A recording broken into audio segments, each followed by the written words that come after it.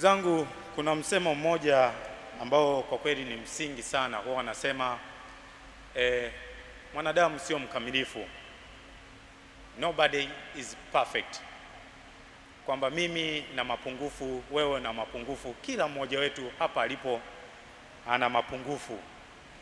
Sasa katika mapungufu hayo Kristo au Mungu alitufanya tuweze kukamilishana.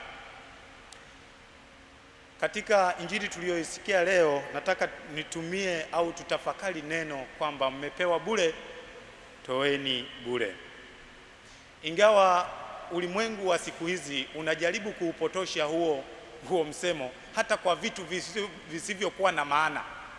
Nakuta mtu mzima kabisa anamwambia mtu mwingine, baada ya kupiga mistari akaona hajatosha, anamwambia umepata bure, toa bure, na wakati kitu ambacho sio sahihi kabisa.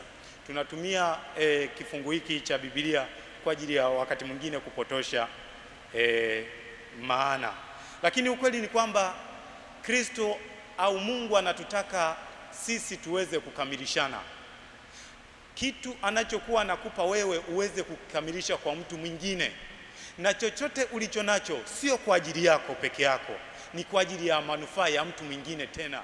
Na ndiyo maana amekupa vitu vyote hivyo.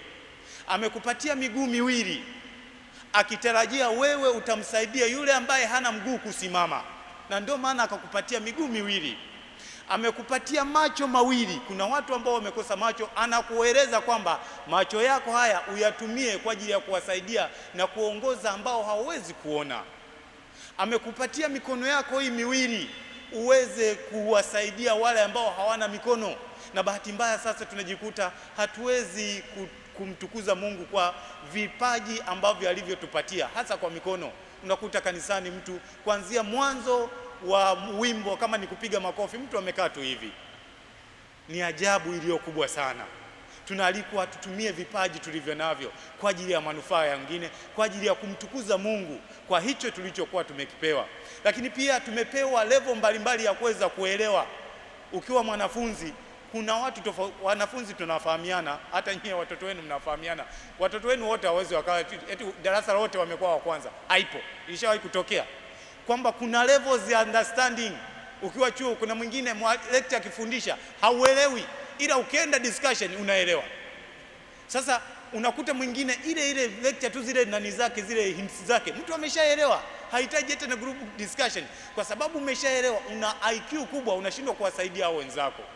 Mungu anakufanya hicho kipaji ulichonacho uweze kuwasaidia na hao wengine, na sio kwamba ambao hawana kwamba wamemkosea Mungu. Hapana, wala Mungu hajakosea. Ametufanya hivyo ili tuweze kumtukuza Mungu. Na ndio maana ndugu zangu wazazi, hata mliopo hapa, mtoto wako akikuletea homework akamwambia father au mother, what is this? Unasema yani wewe hiki kidogo tu ukiwezi. Hapana, ndio level yake of understanding, msaidie. Hata wewe mwenyewe hawezekani ulikuwa hivyo. Kwa hiyo unavyosema kwamba hata wewe unasema yani wewe hata hiki kidogo unashindwa kukielewa. No, sio kwamba anashindwa kukielewa. Yani ndio uelewa wake umefika hapo. Anahitaji assistance. Sasa wewe ambaye unaelewa zaidi, anza kumuelewesha, anza kumsaidia aweze kuelewa vizuri. Na ndio maana tunasema mmepewa bure, toeni bure. Na ndio maana msemo huo unavyokuwa hivyo. Lakini pia hata mambo mbalimbali yanayotujalia Mwenyezi Mungu, hata afya tulionayo sio kwa ajili yetu tu peke yetu. Ndugu zangu wapendwa, ni kwa ajili ya watu wengine. Tuwasaidie watu ambao afya zao ni mgogoro. Twende tukawatembelee wagonjwa, tuwasaidie pale panapo majaliwa.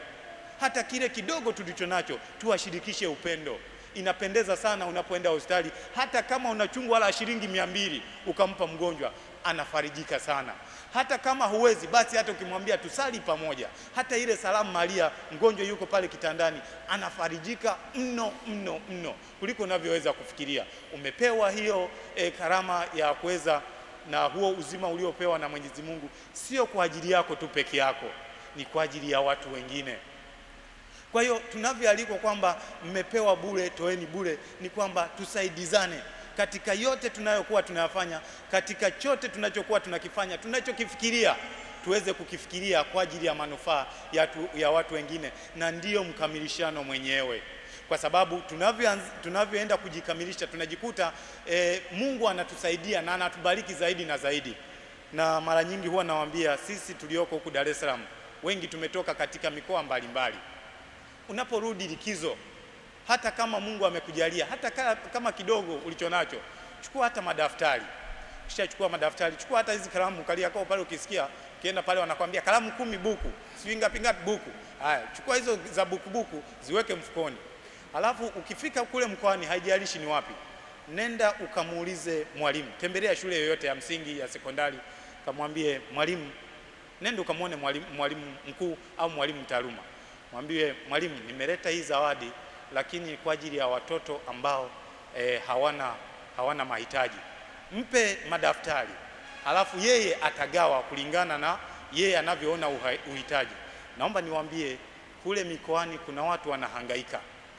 Hata yale madaftari ambalo unaloliona pale la 200, kuna mtoto anashindwa hata namna ya kuandika. Kale kadaftari kamejikunja kama vile kamesokotwa na sigara. Yaani ili aweze kuandika mpaka akakunjue kwanza hivi. Wakati mwingine akabane huku akabane na huku ndo aweze kuandika. Kamejikunja kamejisokota, hakawezi hata kuandika. Anahitaji msaada. Sasa mtu kama yule anahitaji kusaidiwa. Kuna mwingine sasa kalamu kuandika kwenyewe mpaka ainyonyi, hapo apige hivi, ndio anaanza kuandika homework. Hali ni mbaya kweli ndugu zangu. Yatakiwa tuweze kuona sisi tunaweza kwamba tuko okay, we are okay, that's very right, lakini sio wote wako okay. Tumepewa hicho kidogo tulicho nacho, tukisaidie kwa ajili ya watu wengine. Tumuombe huyu Yesu wa Ekaristi atuguse mioyo yetu, kwamba yale tulionayo, vipaji tulivyonavyo, hata kuimba. Kuna mwingine hata kuimba, maskini wa Mungu, hamna, kuanzia kwa jina la Baba mpaka naendeni na amani, hata kusaidizana na wanakwaya, kuimba hata masifu, hamna. Jamani, tutumie vipaji tulivyonavyo kwa ajili ya kuwasaidia watu wengine na kumtukuza Mwenyezi Mungu, na tutaona ukuu wa Mungu katika maisha yetu. Tutaona nguvu ya Mungu katika haya tunayokuwa tunayafanya. Tukifanya hivyo, tutaendelea kweli kumwalika Mungu katika maisha yetu. Tutaendelea kumwambia Mungu aendelee kututendea zaidi na zaidi kwa yote tunayokuwa tunayafanya.